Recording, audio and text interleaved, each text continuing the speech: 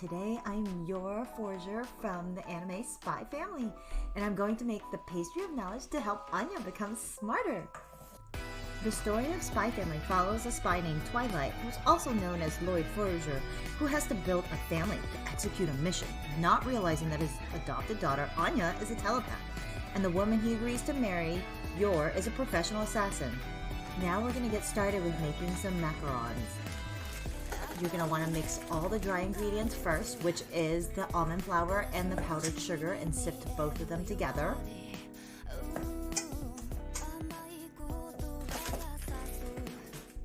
Here I've actually room temp eggs and water, and I'm going to separate the egg yolks and the egg whites. You want to make sure you dry out the eggs first. Crack them one at a time into an egg separator. Oh no, I broke the egg yolks. Yeah, I'm gonna get shamed by Uncle Roger. Okay, no worries, let's just start over. And I'm super bummed because I have to separate the egg yolks from the egg whites all over again because there can't be residue in the bowl. Alright, here we go.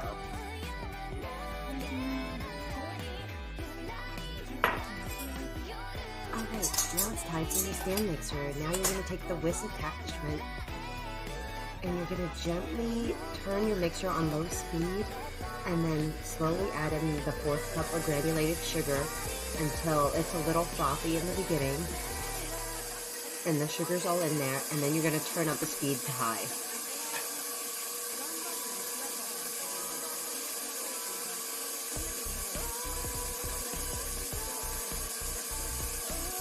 Now you're just going to let it mix on high speed till it's 50.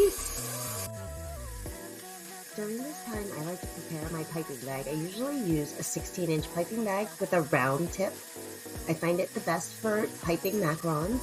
And then I like to use masking tape to adhere it all together because it just comes off easily later for cleaning. Also, don't forget to tape up the tip of your piping bag so that the batter doesn't come out later when you're piping. Alright, the mixture is going to start to lose its sheen and you're going to be able to tell that it's ready and its stiff peaks. Alright, this next step is called the macaronage phase, where you fold in the flour into the egg whites. And don't forget to add food coloring here. This is the hardest part when you're making macarons because you have to fold it and it takes a very long time. It takes me about 65 folds to get the batter really nice and lava-like in texture.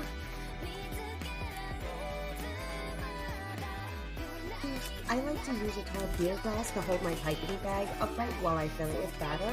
That way when it gets higher, I actually lift up the piping bag from the beer glass and it helps keep it straight.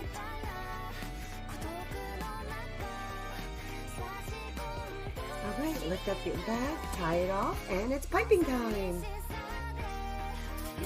Now you're going to line your pan with parchment. Alright, and I find that when you're piping, it's best to count. So if you want larger circles, you count longer. So I usually count 1, 2, lift, 1, 2, lift, 1, 2, lift. Now you're going to gently tap your pan to get air bubbles out, and then let your macarons sit for 2 to 3 hours to firm out their outer shell. Preheat your oven to 300 degrees and let the macarons bake for 14 to 17 minutes. At the end, the macarons should have feet and they should have a light golden edge. Alright, now we're going to make the little fondant leaf that's going on top. You're going to take a small amount of shortening on your fingertips and then knead the fondant till it's pliable, and then gently roll them into pea-sized balls and press them into the silicone mold and then release with a toothpick. Then you're going to put the little leaves on a plate to dry. Alright, assembly time. You're going to gently peel back the parchment from the macarons, find 2 similar in size, pipe buttercream in the middle, and gently press the other one on top. Then slowly lay the fondant leaf at the very top. Yay, we've just made the Pastry of Knowledge. Time to enjoy!